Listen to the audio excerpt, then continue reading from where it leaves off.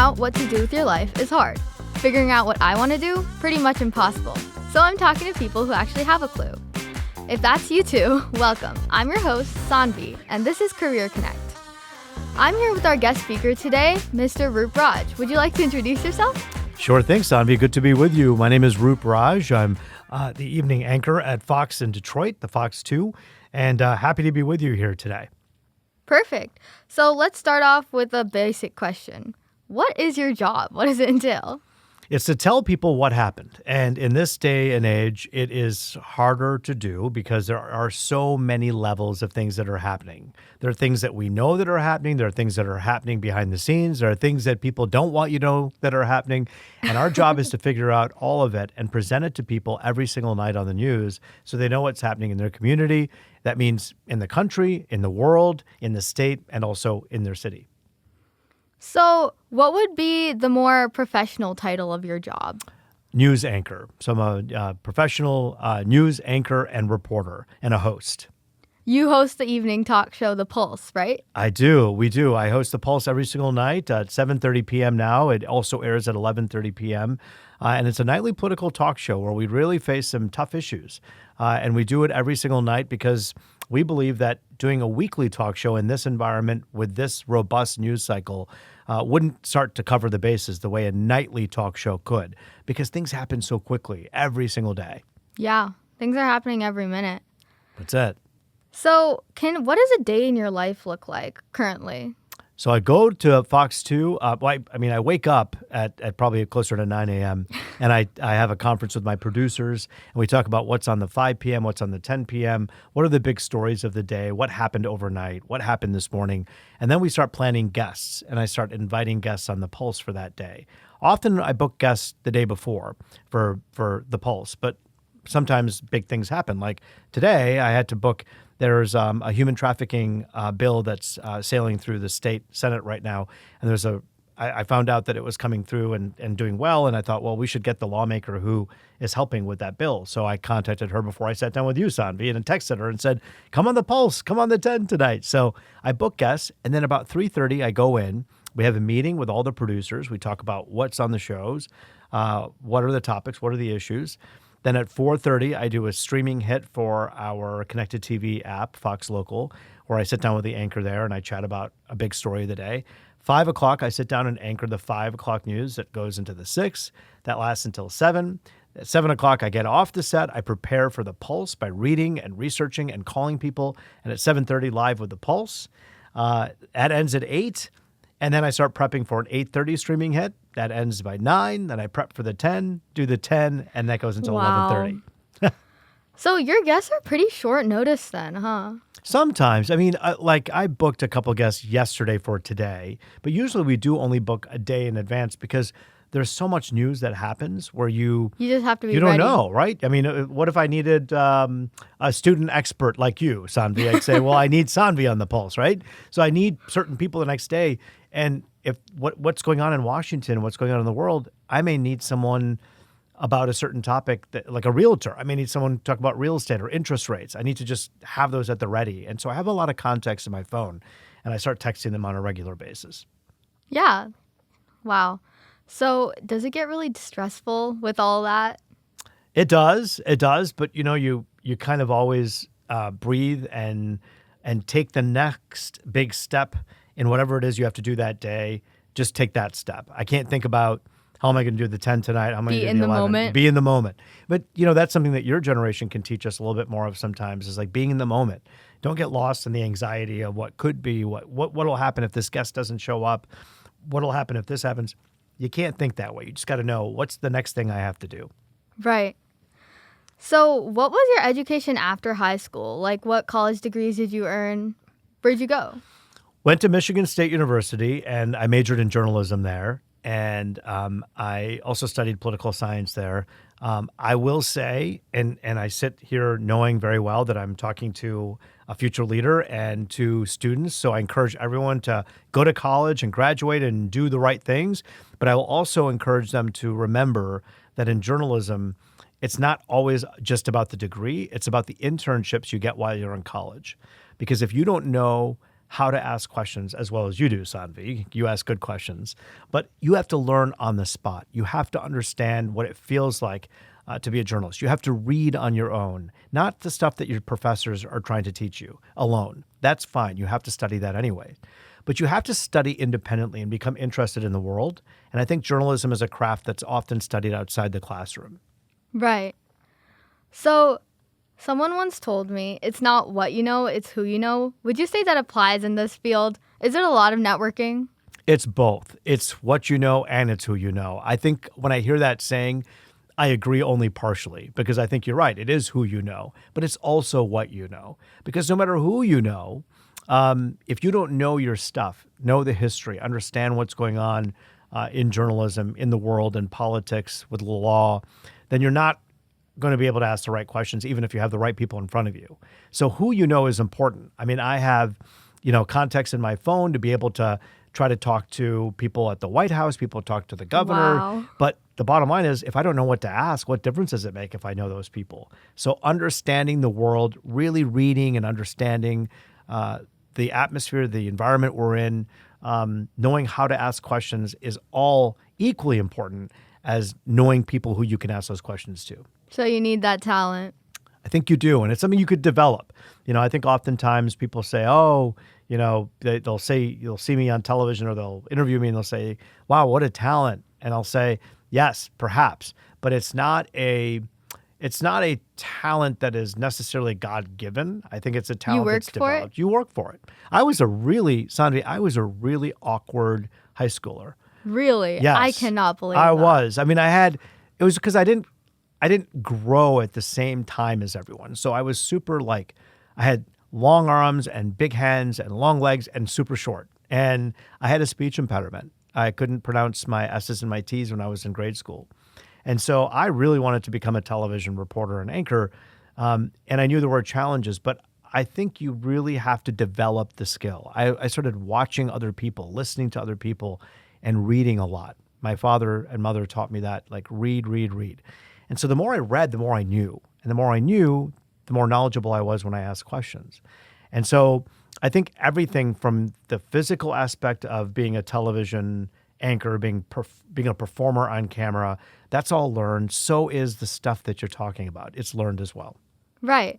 I mean, I think the curiosity comes from the passion, right? If you have that passion, you're going to keep at it and eventually become what you want to be. Yes, I agree.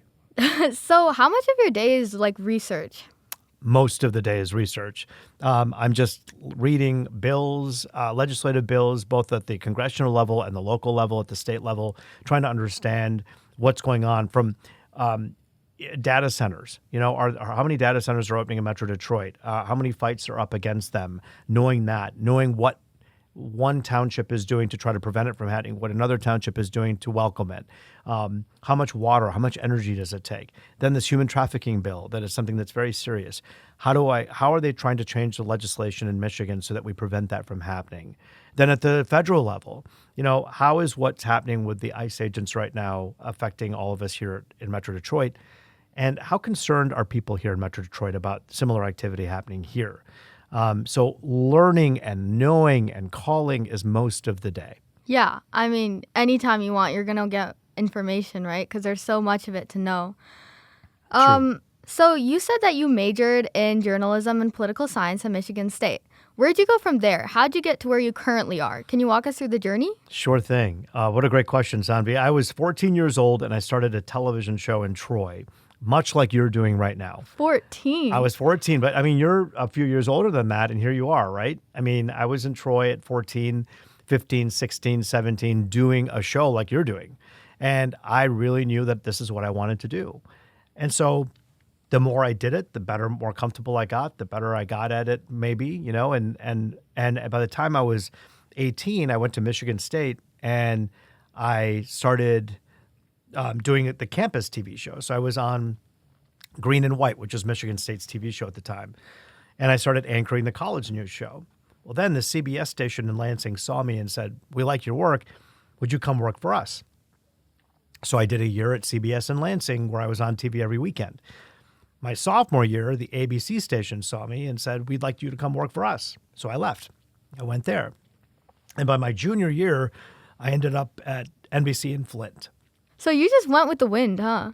I did. And I just saw where one blast of wind took me to the next, right? So it was like I was at ABC in Lansing, and then the NBC station in Flint called, and I was a junior at Michigan State, and they said, can you be our weather guy and our anchor on the weekends? I said, yes. So my senior year at college, I was actually already on the air now at my third TV station. That was a professional TV You had station. a lot of experience. That's what it takes. I think that's the key. And I tell you again, I don't think I'm any more or less talented than anyone else. I think it was developing the skill. And that's something that I really learned in Troy. Thanks to Troy schools, thanks to being in the city of Troy at the cable station there. That's where it all began. You went to Troy High, right? I did. How was the experience there? It was great. They had a TV studio that was there back in 1991, 92. That was a long time ago. And there was a TV station at the college, at the campus. So it was really great to have that access to go do kind of like what you're doing right now. So there are a lot of good parts to your job. Can you tell us what the best parts in your opinion are?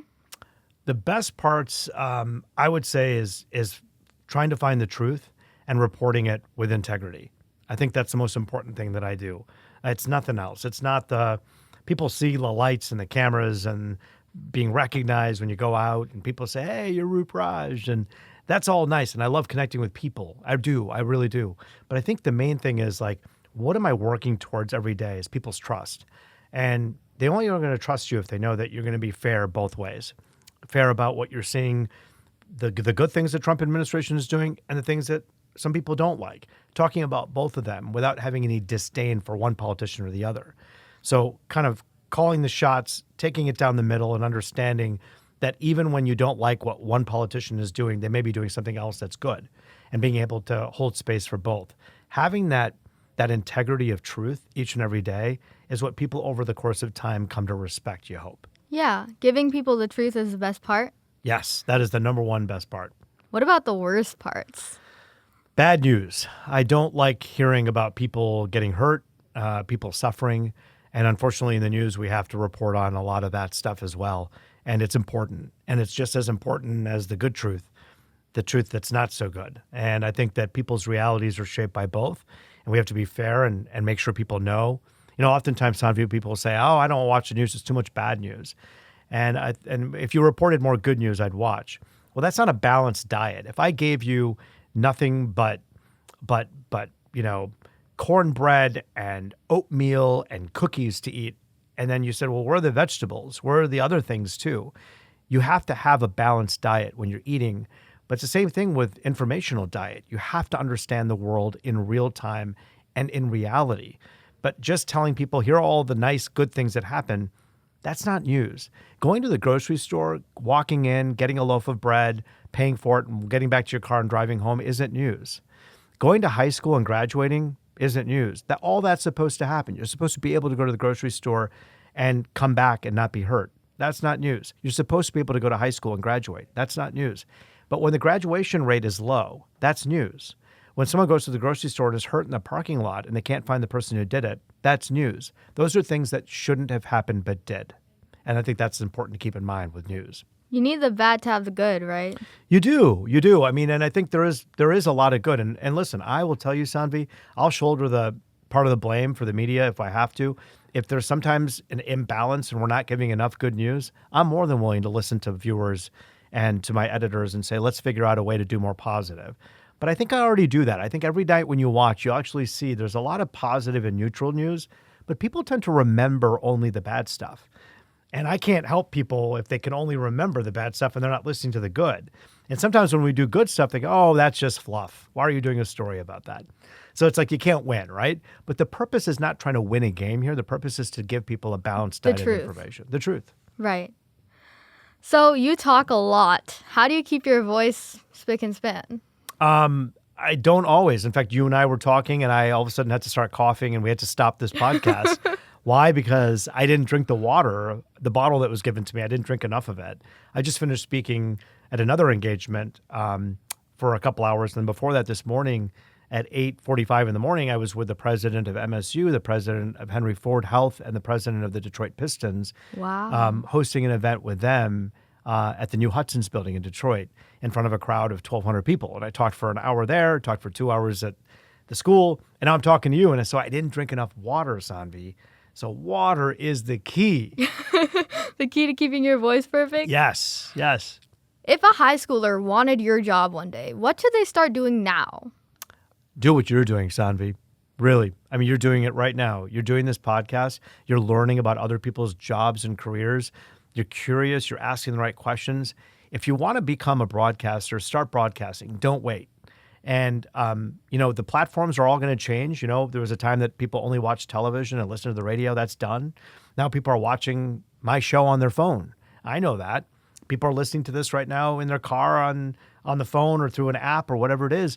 We have to go with the audience. But I think broadcasting at its essence is still about telling the truth and telling stories.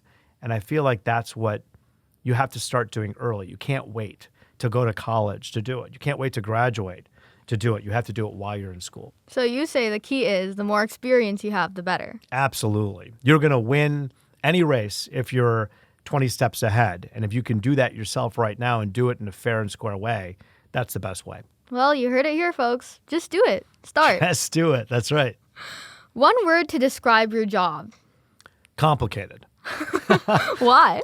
I think people think it's they end up seeing the end product, and I don't blame them. They just see what they see on television or on their phones, and they think that we didn't really do much to get to that point where we're broadcasting. The amount of research and the amount of conflicting information we get from two people on the same story is mind-boggling. There are times where you're looking for the truth, and one guy is telling you one thing and the other guy is telling you something else, and they're both talking about the same story. It's your job to deduce or give people both?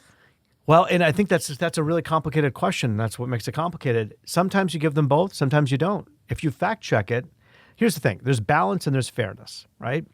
Balance says that Sanvi and Roop are going to sit here and argue about how water is wet or the sky is blue, right? You can tell me all day long that the sky is not blue, and if it's blue and that's a fact, I'm not going to give you the time to give you the equality of time to say, okay, well, we have to give half the time to Sanvi so she can tell us the sky is black or green. The sky is blue, the sky is blue. The earth is flat, the earth is flat. Balance doesn't mean giving everyone a voice in order to then hear mistruths because now we've given equal time to everyone. It's about being fair to the truth. And yes, sometimes people's version of the truth is different. Look at how election integrity is fought in this country. That was a stolen election. This was that. The truth of the matter is multiple legislative bodies looked at the 2020 election, for instance, and determined that while there were irregularities, there was not widespread voter fraud. That's the truth. That's Republican bodies, Democratic bodies. So there's someone out there who's saying, well, you didn't tell the truth because you didn't say there was fraud. Well, the truth is that legislative bodies have discovered there was not fraud, although there were irregularities. That's the truth. So balance would say, I got to give equal time to the guy who says the world is flat and that the election was stolen. But fairness says we have to be fair to the truth and facts, and that's our job. Oh, man, that does sound complicated. I guess you get used to it after that much time in the industry, right? You do, and every day is a challenge, Sanvi. There's something called beginner's mind, and I really, really like that. I think we can learn a lot from you and your generation because there's a lot of people who are older who have already determined what they think the truth is.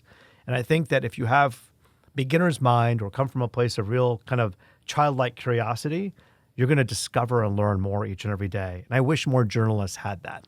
Yeah, kids, they're like sponges. Yeah, totally like sponges. And we should be like sponges. Why do we lose that as adults? I mean, we should be sponges too. We should be curious and learn and want to learn more. And know keep more. An open mind. Keep an open mind. Well, I mean, this has been great. But I think that concludes our episode of Career Connect. If this episode helped you learn something, share it with your friends who are still figuring some things out. And make sure to follow us on our Instagram as Career Connect. Thank you, Mr. Raj, for being on our podcast. We're honored to have you. And thank you for my viewers. Until next time, make sure to tune in every month to discover your dream career and how to get there. Career Connect, out.